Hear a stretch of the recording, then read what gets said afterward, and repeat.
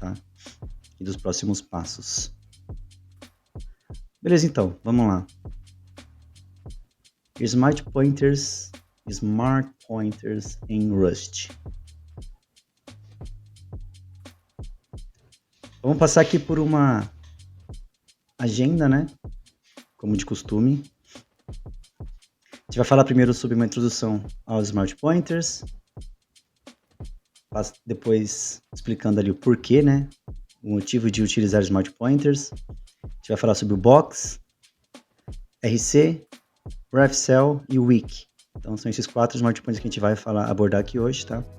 Tem mais Smart Pointers em Rust, que lidam com um aspecto de concorrência, mas esses aqui, no cenário de não concorrência, a gente é o que vai abordar aqui na live de hoje, tá? Que são os principais, na verdade. Entendendo esses, é a base para entender os próximos, que fica na sequência de slides do 106, tá? Que eu vou fazer numa outra live. Então vamos lá, introdução aos Smart Pointers. Referências em Rust são ponteiros, né? Eles apontam para dados que ficam no heap, lá naquela área da memória, que também já falou lá naquela apresentação sobre o 102, né, do Rust, falando sobre gerenciamento de memória. Os Smart Pointers são ponteiros também, assim como referências, só que eles têm metadados e mais algumas capacidades ali, mais algumas features para poder lidar ali com essas referências, tá bom? Com esses dados que ficam no heap. As referências, elas apenas... As referências, elas só fazem o borrow dos dados, né? Então, elas só pegam aquilo emprestado. Então, elas não... As referências, elas não pegam ownership, não ficam donas daquele valor no Rust. Enquanto que os Smart Pointers, eles ficam donos. Então, o Smart Pointer tem ownership, tá? String, a famosa string, e o vetor são Smart Pointers, tá? Então, são um tipo de Smart Pointers que a gente vê no dia a dia, né? Então, eles atuam como Smart Pointers aqui, tá bom? Por isso que eles têm ownership. Smart Pointers são structs que implementam 2 traits que são cruciais para lidar com os dados da memória com os Smart Pointers, que é o deref, que é o de dereference, e o drop, que é quando aquela trait responsável, né, implementada, né, quando uma informação, um valor chega no final do escopo, é feito o drop dele lá no heap. Então, nós temos aqui um exemplo, né, na nossa stack, na área da memória que é pilha, tem inteiro, char, float, tem uma referência, né, ali, ó, aqui, ó, em vermelho, né, apontando para um dado lá no heap, o inteiro, e depois em azulzinho ali, azul ciano, que é aquela cor, é um Smart Pointer apontando também para um dado no heap, tá? Então, para que ele é uma referência, vai ter ownership e tem mais alguns metadados ali, tá? E depois um charzinho ali. Então, isso aqui é uma imagem em resumo aqui de como que seria isso na pilha, tá? Na stack. Por que Smart Pointers? A gente vai usar Smart Pointers quando nós queremos levar uma informação para o heap, um dado para o heap, e nós queremos ali ter tanto single quanto shared, né? Compartilhado. Então, quando a gente quer ter ownership tanto único quanto compartilhado, tá? Eles permitem aqui algumas capacidades extras, como contador de referências, contagem de referências, a gente vai ver também mais à frente. Permitem também ter ali, dependendo do contexto, da necessidade, mutabilidade interior também, quando nós temos um caso de um Smart Pointer que é imutável, a referência dele é imutável, mas a gente consegue utilizar ali essa capacidade, né, de ter a mutabilidade interior. A gente consegue fazer a mutabilidade do dado lá no fim, mesmo a referência sendo imutável. Então, referência imutável, eu consigo fazer a mutação do meu dado utilizando essa técnica aqui, que também é um Smart Pointer, tá? Quando nós queremos também ter referências fracas, tá? A gente também vai usar Smart Pointers. Então, cada uma dessas características, né, dessas capacidades, vai ser entregue por um Smart Pointer específico. E por último também, quando a gente quer atacar aqui concorrência. Mas a gente não vai falar nessa apresentação, nessa live. A parte de concorrência vai falar em outra live. Mas tem a ver com os Smart Pointers também, tá bom? O primeiro que a gente vai começar a falar é o box. O famoso box. Então, é um tipo, né? Quando a gente quer definir tipos, cujo tamanho a gente não consegue determinar em tempo de compilação. Tá? Então, se nós temos um tipo ali que em termos de compilação não dá para saber o tamanho dele, nós vamos usar o box. O box consegue resolver esse problema, porque o tamanho determinado vai ser o tamanho do próprio box, que é o tamanho dessa referência, né? E assim a gente consegue determinar, tá bom? A ideia também de usar o box, quando a gente quer evitar copiar muitos dados na stack, então você está com algum tipo de código ali, uma lógica, que você está usando muito dado que fica na stack, né? As informações primitivas do Rust, os dados primitivos, os tipos primitivos ficam na stack, né? Então, nesse caso aqui, às vezes a gente faz sentido levar esses dados lá para o heap, tá bom? E a gente evita colocar muito dado na stack. E principalmente, então, no terceiro ponto ali, quando nós temos tipos recursivos, que a gente vai ver também agora nos próximos slides. Então, o tipo recursivo é um caso típico para a gente poder utilizar aqui o Smart Box.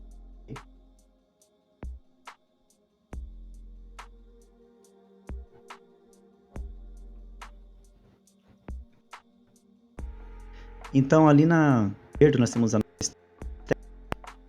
tem ali um box pointer que ele encapsula, então ele acaba englobando. Opa, Edu! Tudo bom, meu amigo? Boa noite, seja bem-vindo aí. Então, a box ali, ela vai encapsular o inteiro, né, que é um tipo primitivo, e vai colocar esse dado lá no heap. Olha que interessante, né? Então, porque a princípio, esse inteiro ficaria só na stack. Que assim, os inteiros ficam na stack aqui. Aí quando você coloca dentro de um box inteiro, ele vai lá pro heap lá. Ele vai alocar isso no heap. Ele faz vai fazer uma alocação de memória lá no heap.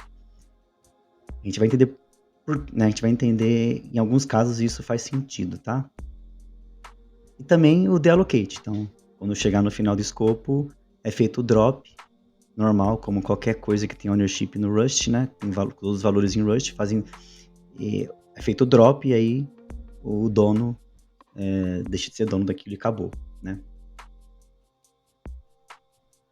Strings são smart pointers, olha que interessante, né? Então a string, lembra que a string ela aponta para eu tinha falado numa outra live também, numa outra apresentação, de que a string ela tem ownership e ela aponta para um slice de string, né? Tipo que fica lá no heap, né? Então, geralmente string literal, quando ele fala do literal, que é aquele que começa com comercial e tal lá, essa não fica no heap, ela fica compilada no binário do programa Rust, tá? Ela meio, tipo, fica ali estática mesmo. Mas se a gente tá usando essa classe string aqui, né? Nem classe o nome aqui, mas enfim, esse string aqui, que não é o literal, ele vai pegar então aquela string que ele tá encapsulando, no caso aqui hello, e vai alocar ela lá no heap, tá? E assim tem a ownership.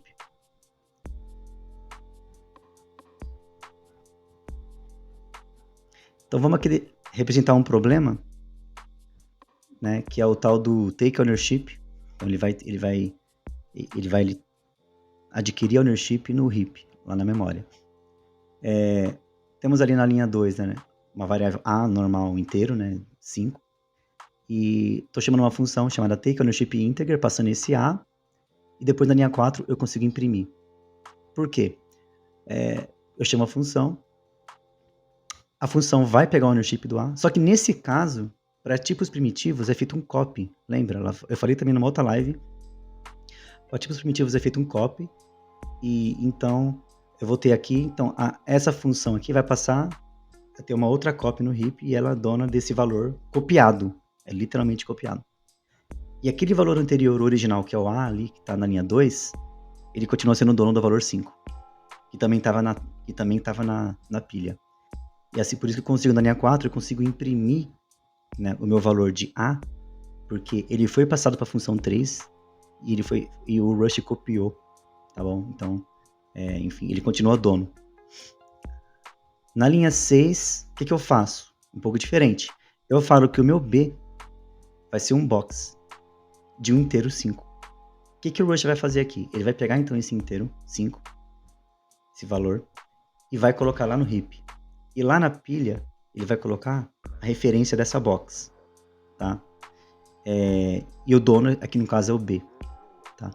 Na linha 7, eu chamo aquela outra função chamada take ownership box, que é a implementação da linha 16. Ele vai pegar o ownership do box, pegou. E nesse caso aqui, nesse momento, não é feito copy.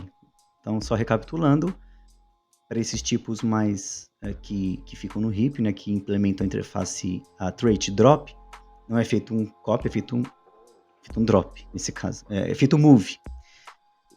O rush que ele vai fazer o move, ele vai fazer o drop do primeiro, então ele faz um drop aqui do B e passa, e esse valor 5 passa a ter um novo dono, que é a função aqui, chamada take ownership box. Por isso que eu até dei o nome explícito para take ownership. Poderia ser qualquer outro nome, tá? Mas é só para exemplificar como funciona a questão do move aqui no rush, tá? E na linha 8 ali, a gente não consegue mais usar o valor B. O valor B foi dropado nesse momento, então foi feito um move, né? Então o valor que estava com B não está mais com ele, está com outra pessoa e ele foi dropado. Basicamente é isso. E dá aquele erro de compilação, né? Na linha 8. Fala, velho, o valor foi emprestado aqui depois de um move. Tá? Isso é um problema que iria acontecer nesse caso aqui, tá? Então, recapitulando, o box vai alocar uma informação lá na memória, lá no heap, e esse valor, né, ele vai ter um dono, um único dono, é o único, né? E dessa forma, se eu for passar para outra função, para outro escopo, uma outra variável, vai ser feito um move e o original vai perder o valor, vai ser feito um drop, tá? Uma forma de resolver isso aqui, então, dar voltas a isso, né, contornar, é usar referências. Referências em Rush começa com i comercial, na linha 7. Então, eu pego aquele meu box que eu criei na linha 6, né? Criei ali, o B é o dono do box, beleza? E eu tô passando a referência. Referências são empréstimos, né? Não tem ownership no Rust. Então, só que aí, as referências também têm regras, tá? São as regras do Borrow Checker, que é a regra de empréstimo. Mas nesse caso aqui, eu estou emprestando ele para minha função aqui, né, na linha 15. Então, repara na segunda seta amarela, que eu estou declarando, né, eu vou receber uma referência a box, de box. Nesse caso, eu consigo imprimir depois o valor na linha 8, porque a referência não adquiriu ownership, a referência só pegou emprestado e devolveu, tá bom? A solução aqui, então, no caso, não utilizando referências, né? Se a gente não quiser ir para o cenário de referências, é fazer o clone. Então, o box, ele tem esse método chamado clone. Então, dá para clonar esse valor. Então, vai ser feita uma cópia também. Só que a cópia no heap e não na stack. Tá? Então, lembrando que tipos primitivos que implementam a interface a trait copy, eles fazem a cópia na stack, na pilha. No caso do clone, vai ser feita uma cópia lá no heap. Tá bom? E aqui a gente vê essa exemplificação. O que é o box.clone? Então eu tinha aqui uma box com inteiro 5, que apontava para um valor inteiro 5 no heap. E quando a gente faz um clone, vai ter uma outra referência, uma outra box, apontando para um outro valor que foi clonado no heap. Fechou? Isso é importante entender. E aqui então, no box, reparem que nós não temos aqui ownership compartilhado. Então não há aqui, cada um, né, é dono do seu próprio valor, então tipo, é um único dono. Se eu não fizer clone, vai ser feito um move e o dono original perde aquele valor. Isso é lei número 1 no Rust, tá bom? Isso é muito comum no Rust. Vamos para outra solução. Na linha 2 é um inteiro normal, A igual a 5, tá na stack. Take ownership, beleza, é feito copy, lembra? Feito copy, então na linha 5 eu imprimo o valor de A. Não perdi a ownership porque, na verdade, ele continua dono, porque foi feita uma cópia na stack. Diferente do clone, tá? O clone é uma cópia no heap, o copy é uma cópia na stack. Na linha B, na linha 7, o meu B ali, então, o meu box igual a 5, box, né, o box vai apontar para um valor 5.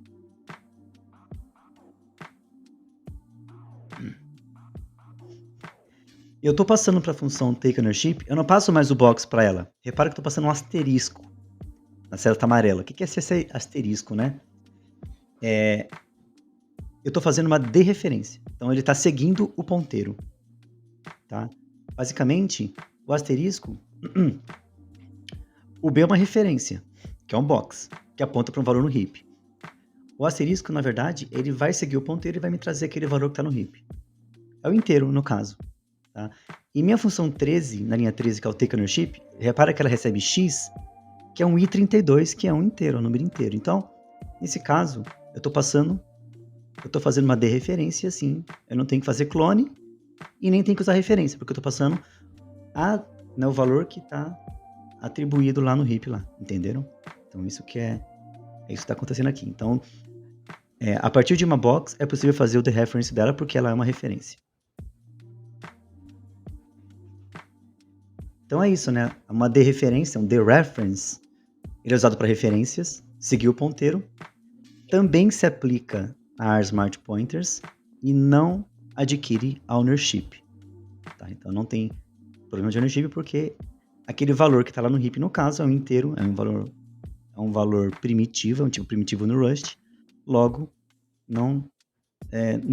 ele não vai adquirir ownership, porque vai ser feita uma cópia, um copy na stack. Então, em resumo, né? Box. O box faz uma alocação no heap. O box tem single ownership, então é o único dono. O box, ele tem um tipo conhecido a nível de compilação. Qual que é o tamanho, né? Tipo conhecido não, tamanho conhecido. Qual que é o tamanho de um box? É o tamanho da referência. Basicamente é isso. Não importa o valor que está lá, é o tamanho dessa referência. Então, assim, o compilador sabe o tamanho disso. Os dados podem ser modificados, mutated, né? Então, eu consigo modificar os dados de um box. E ali, então, na linha 1, eu crio um box.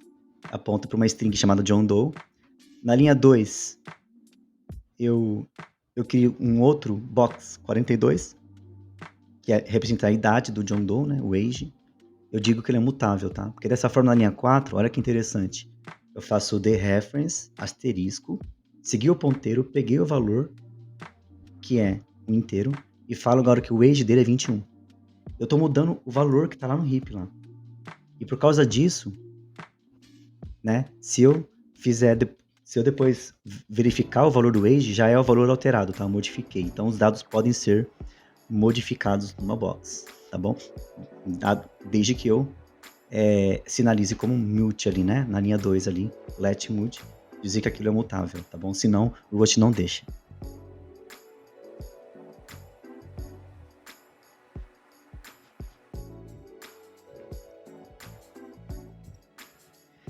E por último ali, né? O box ele é muito útil para estruturas de dados que são recursivas. A gente vai ver também mais à frente. Agora a gente vai falar sobre estruturas de dados recursivas. Começando por uma lista simplesmente ligada. Aí, ó, para quem gosta de estrutura de dados, vamos ver nessa live listas ligadas, tá bom? Uma pitada de Rust. Então, se você nunca viu, queria aprender, curiosidade de saber como uma lista ligada, vai ter oportunidade de ver aqui nessa live.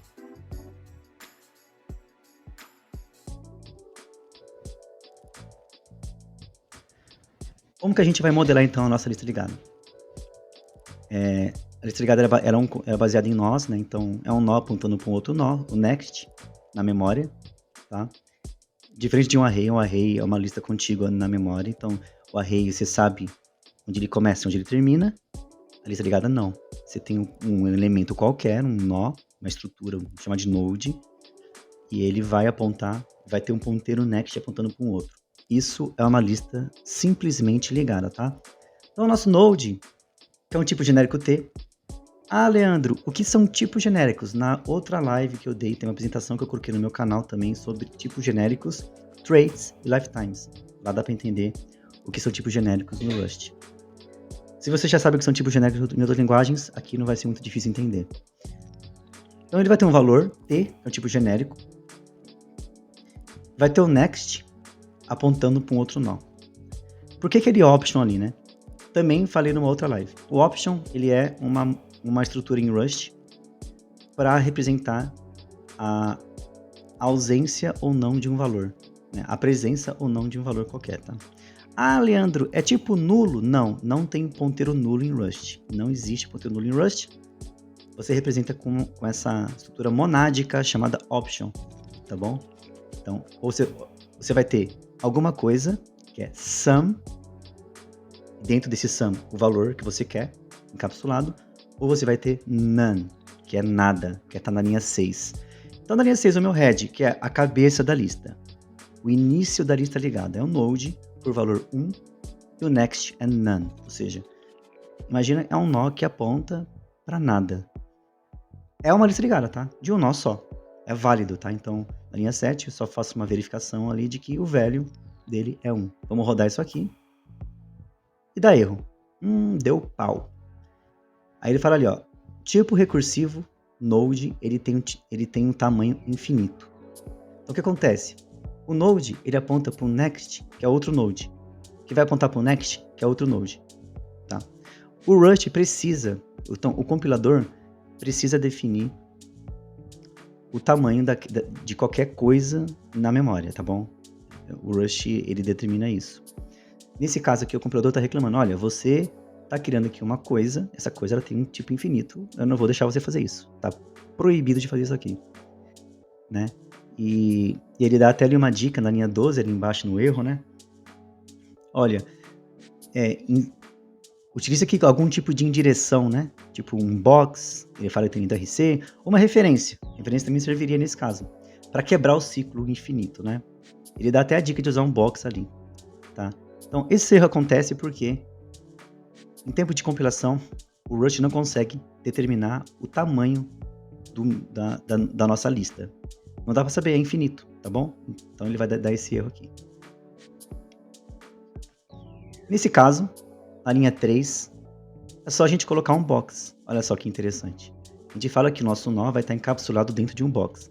E aí dentro do box vai estar... Aí a option, né, vai encapsular isso. Então a option encapsula o box, que encapsula o node. O Rust é incrível. É abstração em cima de abstração. É pilha, empilhou, foi, isso aqui lá. O Rust é isso. E assim funciona, tá? Porque o box, ele resolveu o problema do Rust não conseguir determinar o tamanho da nossa lista em tempo de compilação. Como que o box resolveu isso? O box em si é uma referência e ele tem um tamanho, toda referência tem um tamanho. O tamanho dele, o Rust sabe, então ele fala, beleza, Leandro, vou confiar aqui. Mesmo que a nossa lista não tenha mais nós, né? Mas ele conseguiu determinar o tamanho. Pronto, é isso.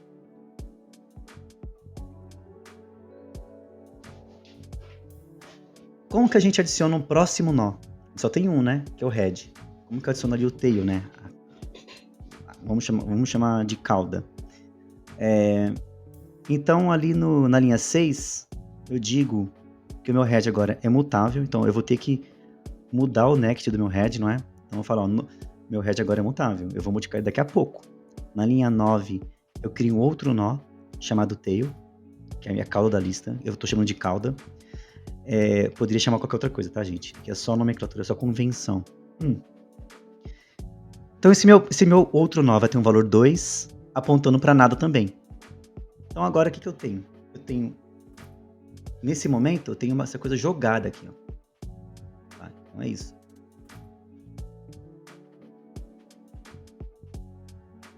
Puxar para cá.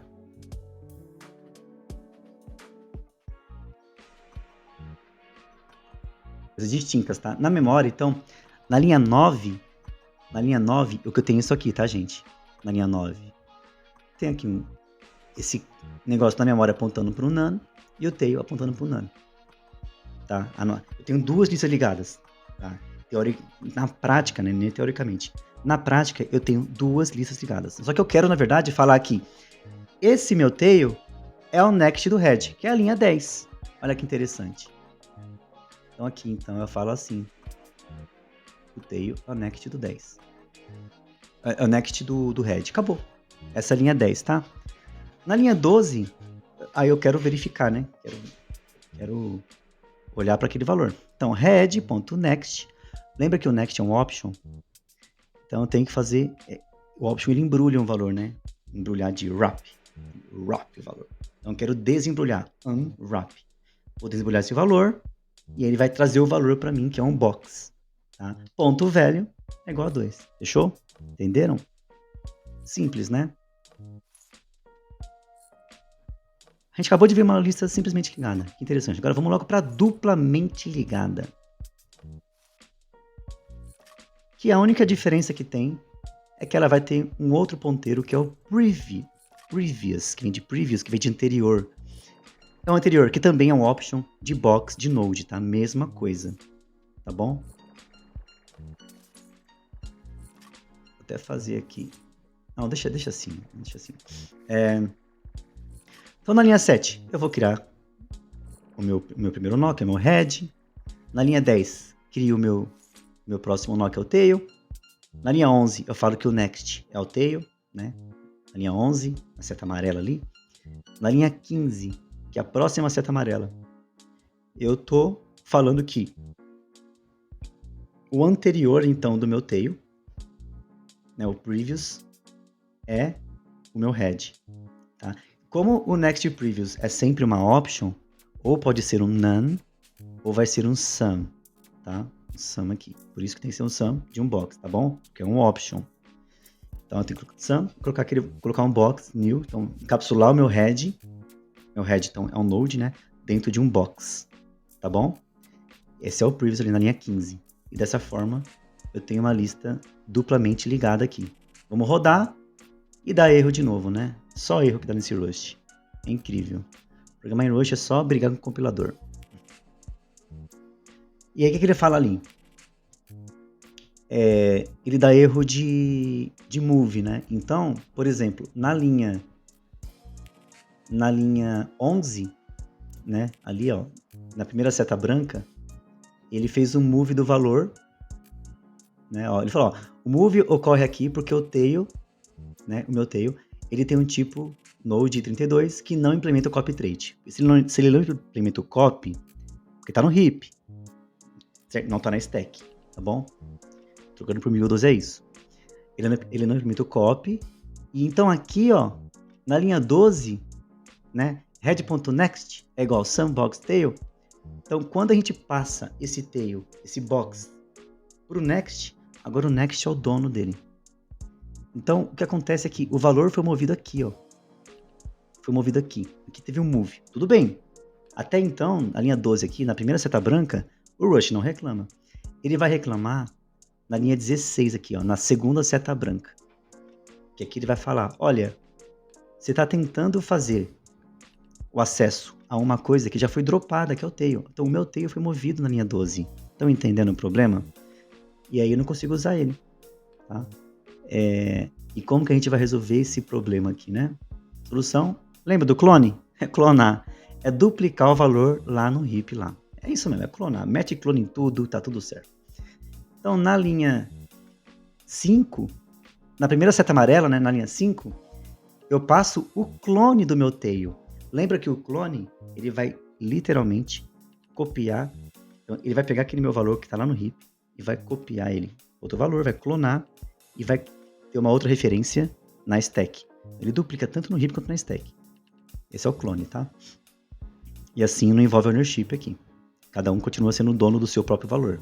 Então, o clone, né, ele é um outro dono que foi passado ali, mas o tail continua sendo o dono daquele valor inicial. Então agora eu tenho 2 box lá, né? Eu tenho 2 tail na memória. Foi feito um clone.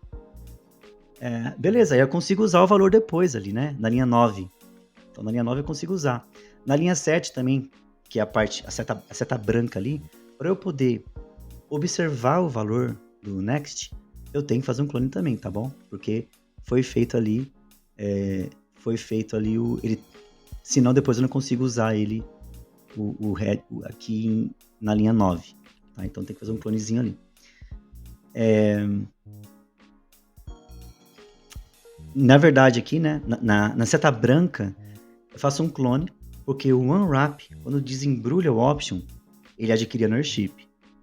E aí, nesse caso aqui, ele iria dar erro porque já foi feito, né? Já foi feito o move aqui na linha 5. Então, por isso que ele ia reclamar, porque o head.next é o tail.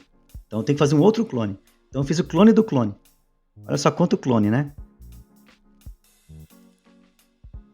Aí o que a gente tem que também adicionar ali na struct, naquela segunda imagem, a imagem menor, a seta vermelha, nós temos que adicionar ali o derive, tá?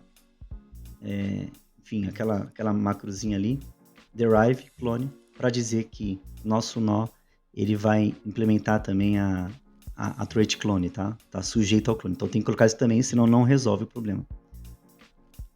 Ele tá dando o clone do nó, do node, tá bom? Então o que nós temos nesse momento? Nós temos o head, tem o next, tem o previous, fechou? Temos um tail. Só que aí, ó, o previous do tail, ao invés de estar aqui, né, que era o certo, lista duplamente ligada, ele tá apontando para um outro head que foi clonado. Isso que é maluquice, né, gente? Que é loucura. E aqui também tem um outro tail clonado também. Então, a gente fez 2 clones ali.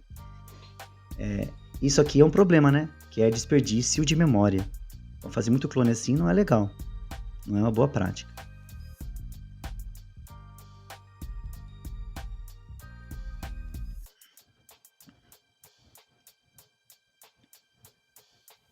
O que nós queremos? Nós queremos isso. Nós queremos essa imagem, tá? Então eu vou falar aqui qual que é o nosso objetivo. Queremos chegar nessa imagem. Lista duplamente ligada. Seta preta, o next aqui aponta para o próximo tail, que aponta para o none. Aqui então o tail, o previous dele aponta para o head, e o previous do head aponta para o none. Então, repara que a gente fechou aqui um ciclo de lista duplamente ligada, tá bom? A gente sempre tem os valores previous e none, tá? Previous e next, previous e next. Então, o ideal aqui é que cada valor, cada nó meu, né, tenha 2 owners, que é o next e o preview, não é? Então, eu estou dizendo, ó, meu next vai ter um owner e o preview vai ter outro owner. Tá vendo, ó?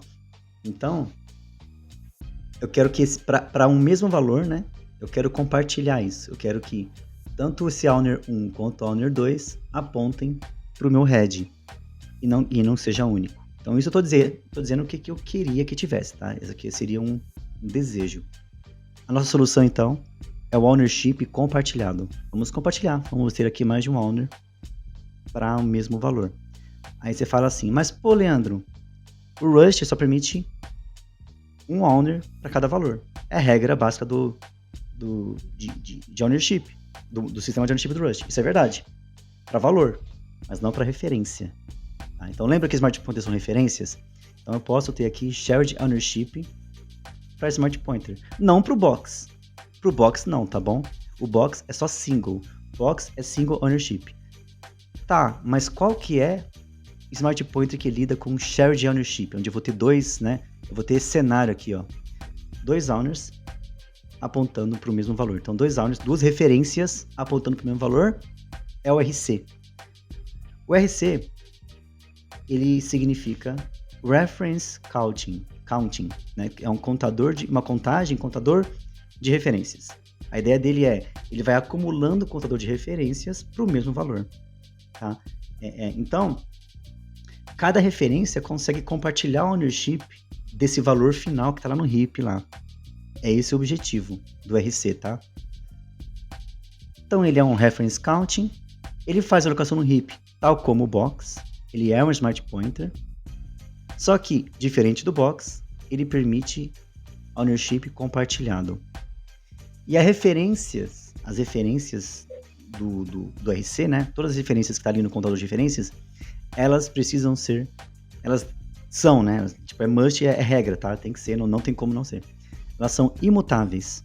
Então, eu só posso usar RC com referências imutáveis, tá? Basicamente. Então, não tem como o RC, que tem várias referências, né? Várias referências apontando para o mesmo valor.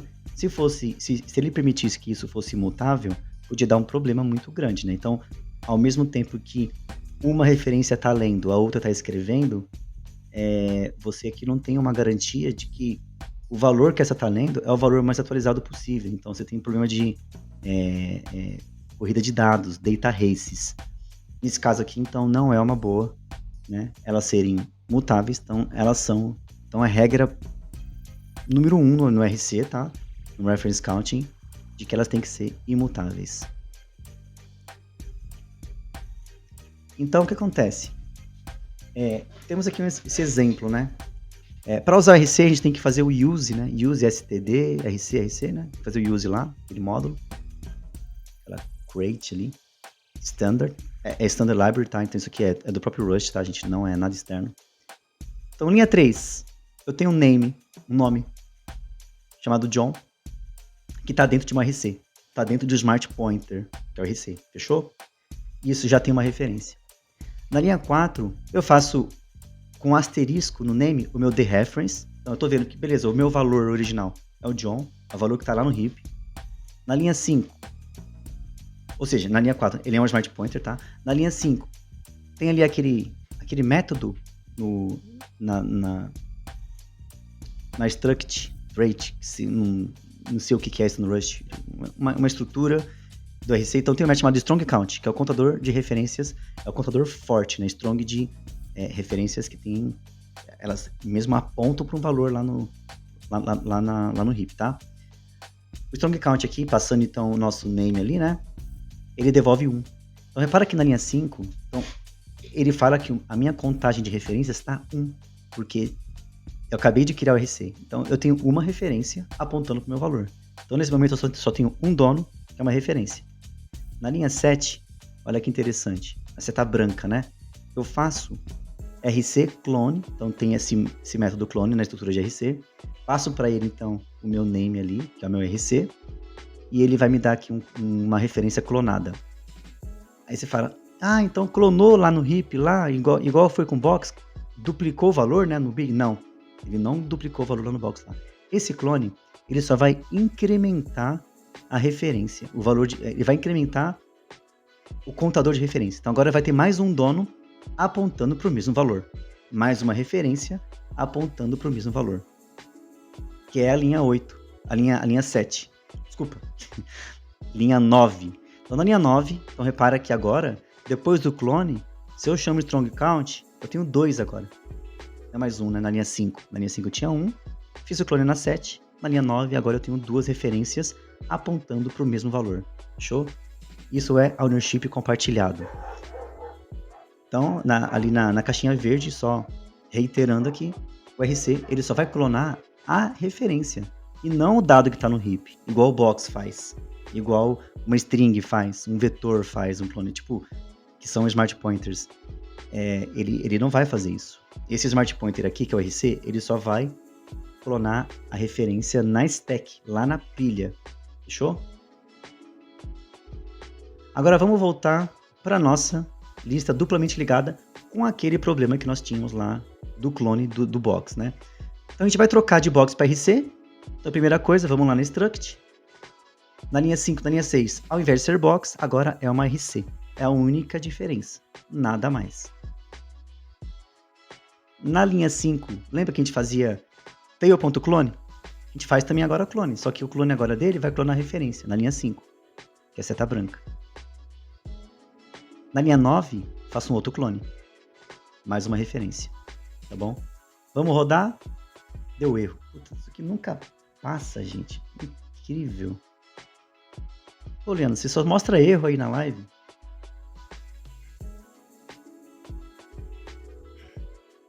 Isso é Rust, né? Mas quando compilar, meu filho, nada segura. O que ele fala ali, né? Que ele não consegue fazer assign de dados no RC. Referências, lembra que as referências elas devem ser imutáveis. Imutáveis, tá bom? Então a gente não consegue fazer isso aqui, tá, gente? É muito chato, né? Mico Rilho, beleza, mano? Boa noite aí. Mais uma vez, eu lembro que você foi numa live nossa lá, representou lá. É chato, o computador é chato. Chato, é burocrático. Então o que acontece? Eu não consigo modificar, né? Fazer isso aqui, o tail.preview, tail.next, e modificar a referência dele, porque elas são imutáveis no RC, tá? Não dá pra fazer isso. O RC não deixa. Se ele deixasse, ia ser uma bagunça. e até data race.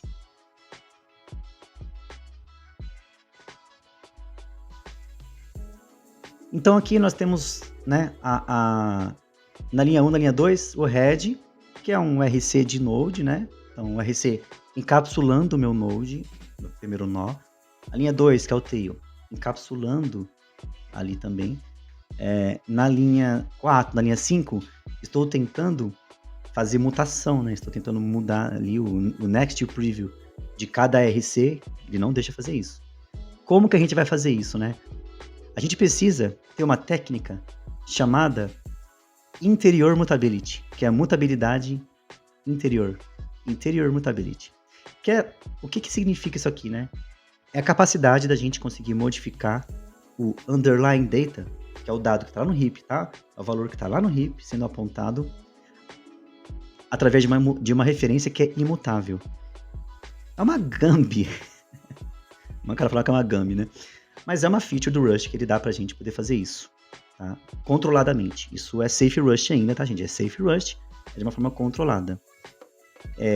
Então, a mutabilidade interior é a capacidade de modificar o dado no heap que tem uma referência imutável. Isso se chama mutabilidade interior.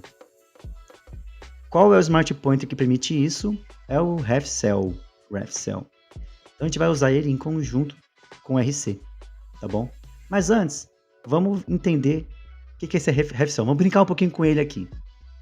Então, basicamente, na linha 3, eu estou criando uma string, ela está no heap, né, a string, e eu estou encapsulando a string dentro de um refcell, tá? Embrulhei dentro de um refcell ali, é o meu name ali na linha 3, tá? Então, meu name é um refcell.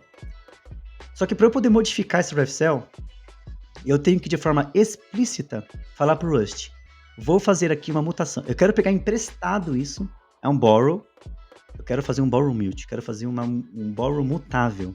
E depois que eu tenho esse borrow mute, ele vai me dar um cell, que é um smart point do Rust. Então ele dá para mim um cell, que é uma célula, eu consigo chamar uma mutação nele. No caso, eu estou chamando o método pushString, eu estou, na verdade, modificando a minha string ali, né? Colocando mais uma coisa ali. Entende? Então, tipo assim, é esse que é o ponto crucial do refcell da mutabilidade interior. Na linha 5, eu vou tentar fazer um dereference ali do name, né? Asterisco name, né? Lembrando que o refcell é um smart pointer, logo eu consigo fazer dereferência. Só que para poder fazer a leitura dele agora, o refcell ele é bem chato. Eu tenho que falar pro Rust, olha, eu quero borrow. Então, para eu poder ler o valor dele, eu tenho que pegar uma célula de borrow, tá? Que é aquele método borrow ali, tá? Então, é assim que funciona. Se eu quiser ler, eu tenho que chamar o borrow explicitamente. Se eu quiser escrever, eu tenho que chamar o borrow mute explicitamente, tá? Então, com o refcell, nós temos mutabilidade interior, que é aquela técnica que eu acabei de falar. O borrow checking, que o Rust tem o borrow checker, né? Que faz verificações, validações das referências. Então, a nível de compilação, por exemplo, em referências em Rust, a gente não consegue ter, assim, várias leituras e escritas ali junto. Ou você tem uma leitura, ou você tem uma escrita, ou seja, um borrow mutável, ou várias leituras, ou vários borrows. É assim que funciona o borrow checker, as regras de borrow checking de referências no Rust. O refcell também tem isso, só que aí a gente vai fazer um bypass do compilador. Aqui, então, a gente está falando pro Rust, ó, confia no pai, tamo no controle. Então, o que acontece? Ele vai fazer o check, mas vai fazer em nível de runtime. E se der pau no seu código, meu filho, o seu sistema vai crashar e vai dar pânico, e seu sistema vai dar bug. E aí vai dar pânico, né? Então, tipo, usar com parcimônia o refcell. É Safe Rust ainda, tá? É Safe Rust, não é um Safe Rust, mas requer aqui um pouco de cautela, porque o compilador vai deixar você passar. Você está fazendo mutabilidade em algo que, a princípio, tem uma referência imutável, só que o runtime, o Rust, ele vai verificar. Se você não tiver, e se você tentar fazer ali múltiplos borrows junto com ou um borrow, né? Um borrow com um mutable borrow, tipo uma escrita e uma leitura junto ali no mesmo escopo, ele vai dar pau, vai dar pânico, vai crashar. Se você tentar fazer duas escritas, vai dar pau, vai crashar. Agora, se você fizer várias leituras só, é safe. Ele não vai dar erro. Ou se fizer uma escrita, ele não vai dar erro. Tá bom? Então, o que acontece? Na linha 5, ele não reclama ali. Por quê? Porque, na verdade, quando eu fiz aqui o push string aqui, esse borrow mute, quando eu passei aqui o nome, tô chamando ele na linha 5 aqui, aquela referência de empréstimo, ela já foi dropada já. Agora que fiz uma outra. Então foi o que aconteceu aqui, tá bom? Então, a modificação para a nossa lista ligada. Então agora, dentro do RC, eu vou colocar meu ref cell. E dentro do ref cell, eu vou colocar meu node. Dentro do meu node, eu vou colocar meu valor genérico. Meu Deus. É coisa em cima de coisa.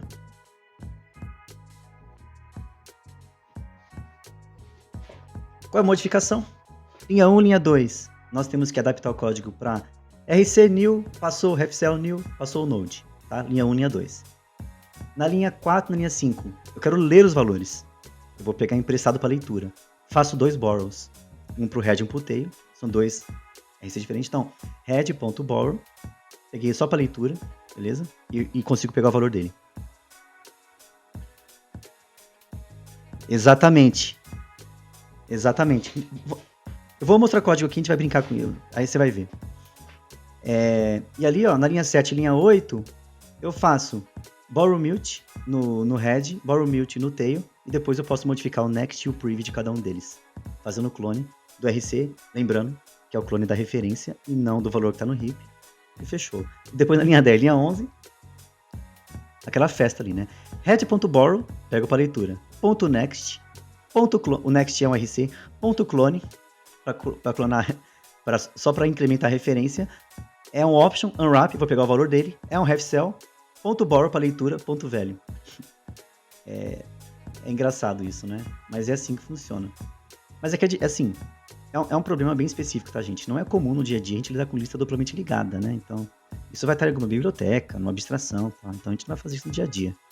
É só exercício para aprendizado, didática e tal. A gente entender mais de ownership e smart pointers no Rust. Então, legal dessa live que é Smart Pointers, mas ela envolve muito ownership. Então, para quem está querendo entender um pouco mais de ownership, eu acho que pode ajudar aqui um pouquinho, tá?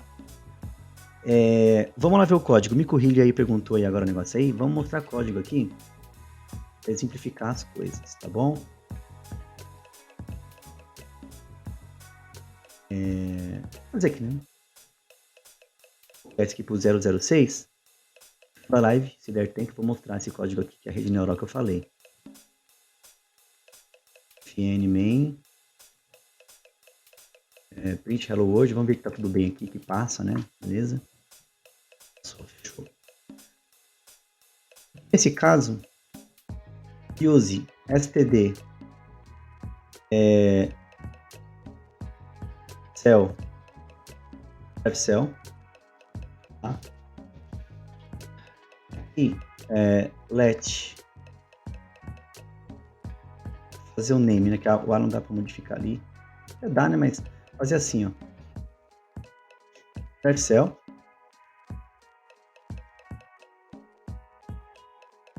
E aqui eu vou tentar fazer name.borrowMute, .pushstring do name.borrowMute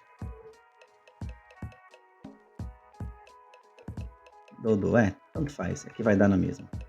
E depois aqui eu vou imprimir ali, fazendo a referência aqui dele. Ó, o compilador passou, né? Você fala. Exatamente, mano.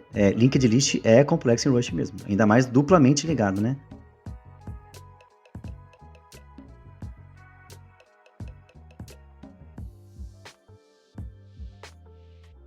E deu certo ali. Por quê? John Doe. Se eu fizer assim, ó, name borrow mute. E eu faço aqui name borrow.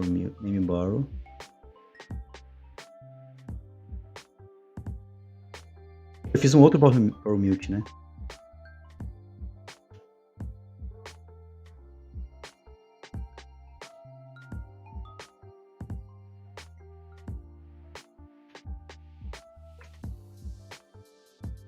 deu erro aqui, tá? Então ele fala already mutably borrowed, borrow error, tá? Acho que tu só não pode manter referência pro mute. É isso. Foi o que eu acabei fazendo aqui agora, né? Então, tipo, a mesma referência é mutável, então eu não posso modificar ela 2 vezes ali. Se eu fizer só uma, vamos ver se dá certo. Aí não dá também, justamente por causa que, como eu tô mantendo a referência dele aqui, esse name borrow aqui agora ele não vai, tipo, aqui não vai rolar, né? Então, se eu fizesse assim, eu não posso ter ele no mesmo escopo ali um borrow e uma escrita e uma leitura. Eu só posso ter ou uma escrita ou várias leituras, fechou?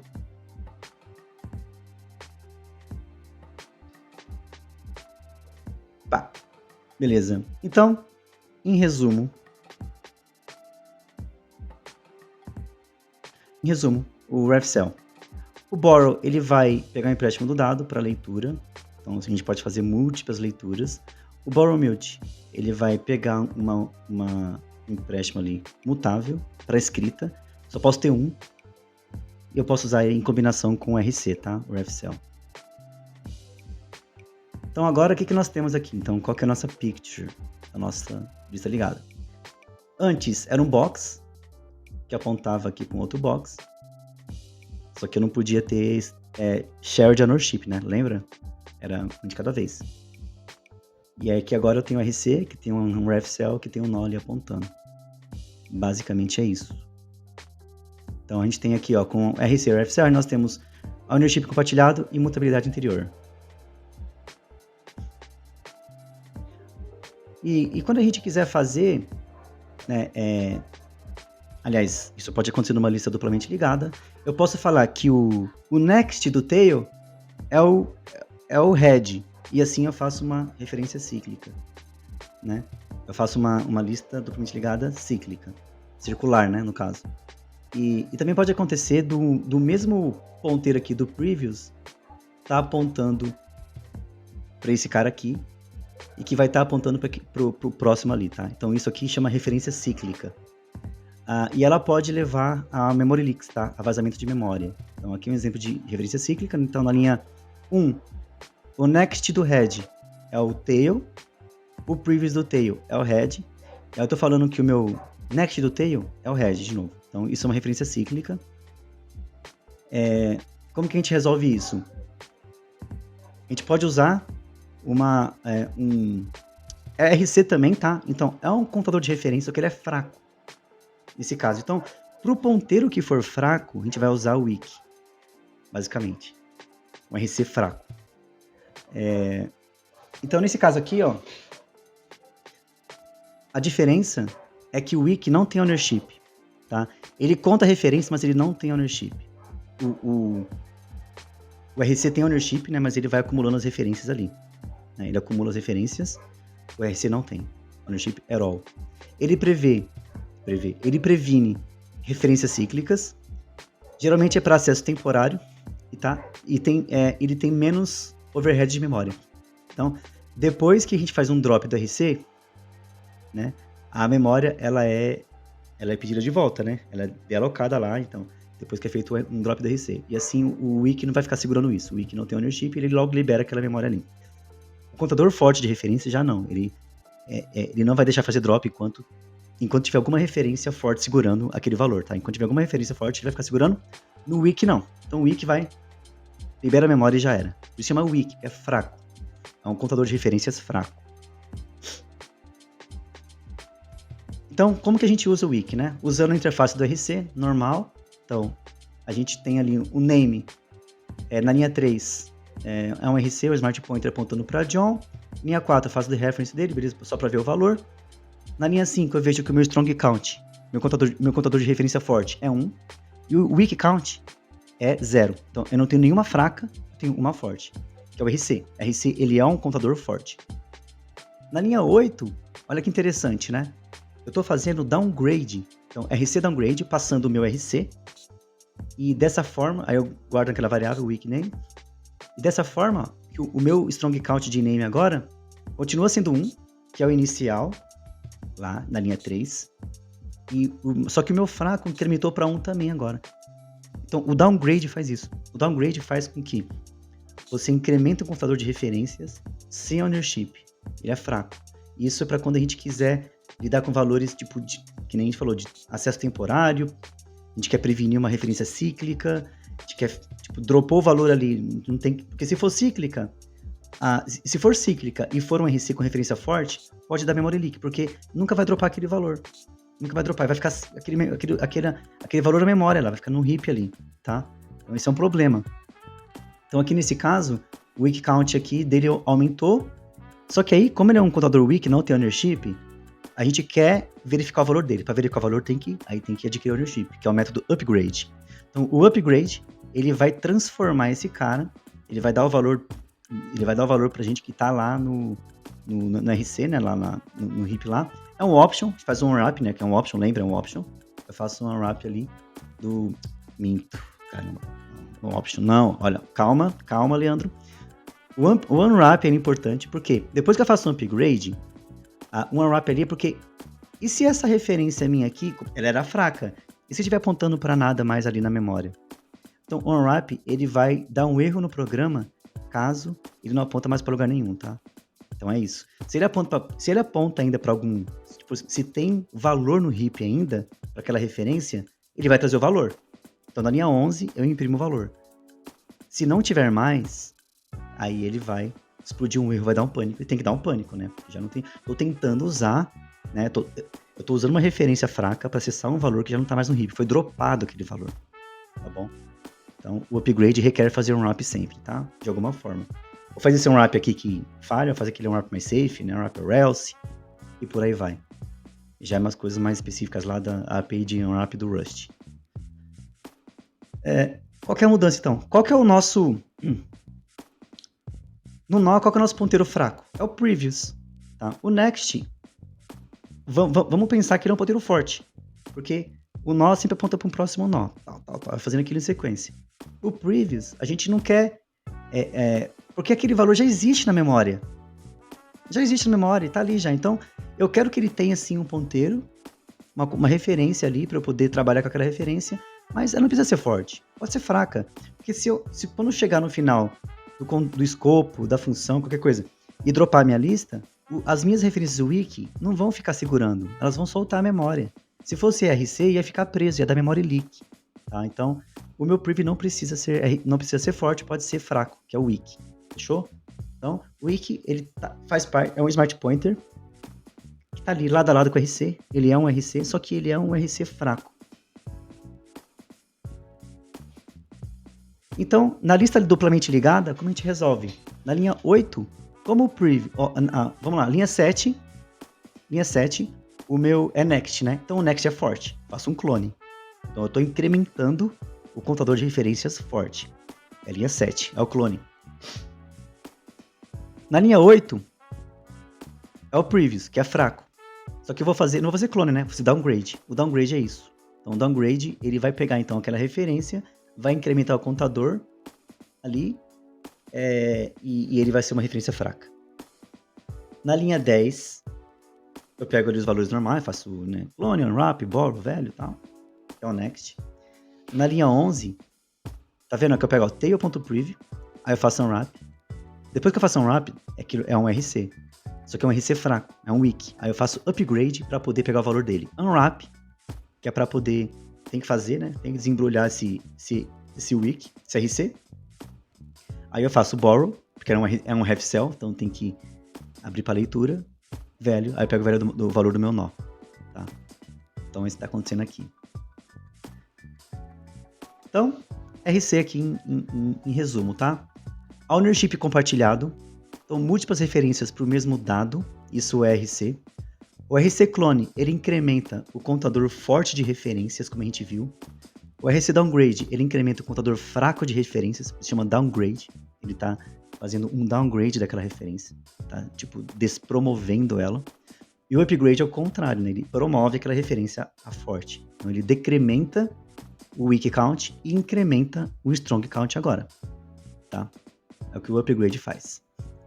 Referências, tem aqui referências para o famoso livro do Rust, Smart Pointers, E também o artigo nosso que a gente escreveu aí, Understanding, né? Entendendo os básicos de Smart Pointers em Rust. Tá lá no Dev2. Deixa eu pegar aqui o link. Fazer o jabá. Aqui, ó. Eu escrevi esse artigo. A live tem um propósito um pouco diferente aqui, né? Uma explicação um pouco mais ali, né? Eu ia falar touch a touch, mas enfim, face a face. O artigo tá aqui, escrito aqui também, passando por muitos desses detalhes aqui, tá? Inclusive eu escrevi o artigo numa outra live.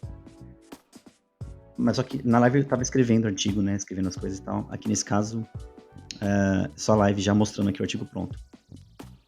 Beleza. E com isso a gente finaliza essa apresentação de Smart Pointers em Rust.